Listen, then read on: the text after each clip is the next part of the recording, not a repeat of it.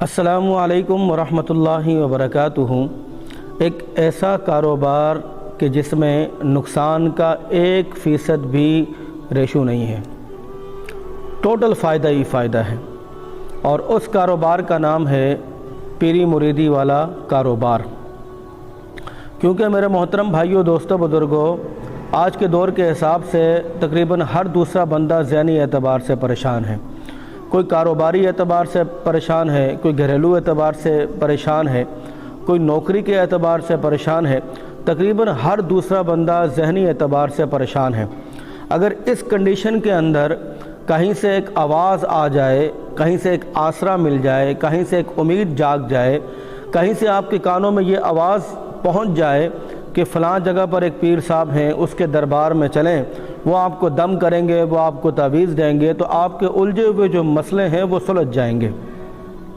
تقریباً پاکستان کا 90% طبقہ جو ہے وہ انہی باتوں کے اوپر یقین رکھتا ہے۔ اسی طرح ایک شخص تھا، اس کی شادی ہوئی، لیکن اتفاق سے اس کی جو بیوی تھی وہ کسی اور مسلک کی، کسی اور عقیدے سے وابستہ تھی۔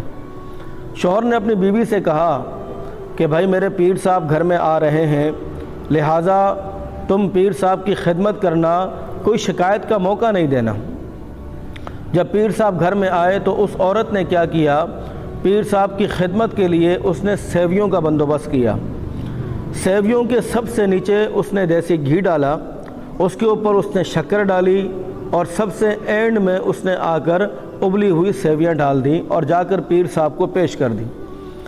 جیسے ہی یہ تھالی پیر صاحب کے پاس پہنچی تو پیر صاحب نے ایک جب چمچ لی اور کہا کہ آپ نے میرے ساتھ مذاق کیا ہے، کیا تم مجھے انسان نہیں سمجھتے ہو؟ میرے سامنے تم نے لا کر یہ سیویاں دی ابلی ہوئی۔ شوہر کو بڑا غصہ آیا جی، وہ فوراً گیا، جا کر اس نے اپنی بیوی کو بلایا، کہا کہ کر دیا نا تم نے بھابھیوں والا کام، تمہیں سختی سے منع کیا تھا کہ شکایت کا موقع نہیں آنا چاہیے۔ بیوی پوچھتی ہے کہ بھائی ہوا کیا ہے، مجھے بھی تو بتاؤ۔ کہا کہ چلو تم خود ہی جا کر پیر صاحب سے پوچھو کہ مسئلہ کیا ہے۔ جب یہ عورت پیر صاحب کے پاس آئی تو پیر صاحب سے پوچھا، ہاں جناب کیا مسئلہ ہے، آپ کیوں ناراض ہو رہے ہیں؟ کہا کہ یہ ابلی ہوئی سیویاں، اس کے اندر نہ شکر ہے نہ اس کے اندر گھی ہے، کیا تم مجھے انسان نہیں سمجھتی؟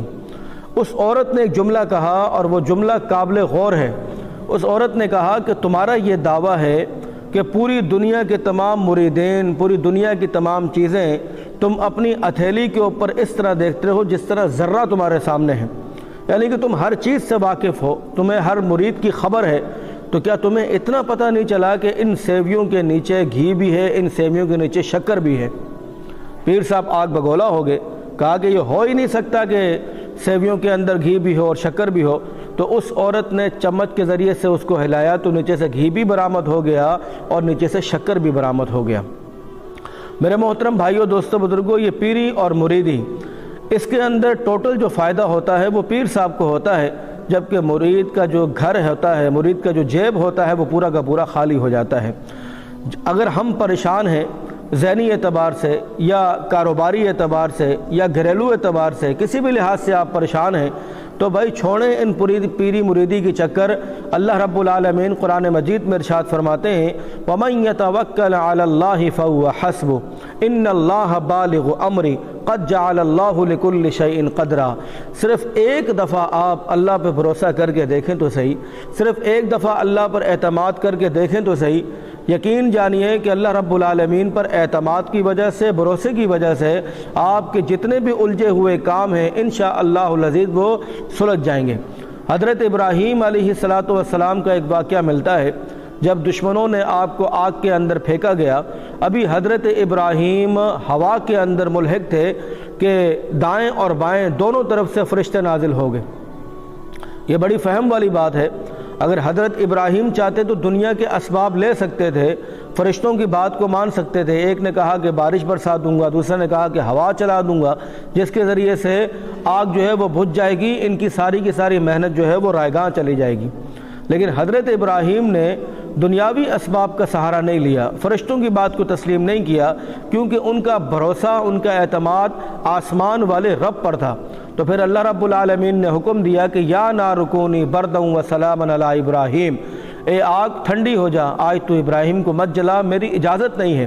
اس واقعے سے اور قرآن مجید کی اس آیت سے ہمیں یہ پتہ چلتا ہے ہمارے حالات جتنے بھی پیچیدہ ہوں، ہم جتنے بھی مسائل کا شکار ہوں، ہماری کنڈیشن کچھ بھی ہو، لیکن ہمیں اپنے رب پر بھروسہ نہیں توڑنا چاہیے، اپنے رب پر اعتماد کم نہیں کرنا چاہیے۔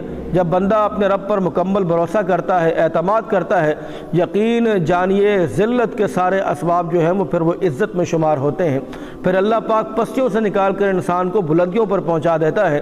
لیکن جب انسان کا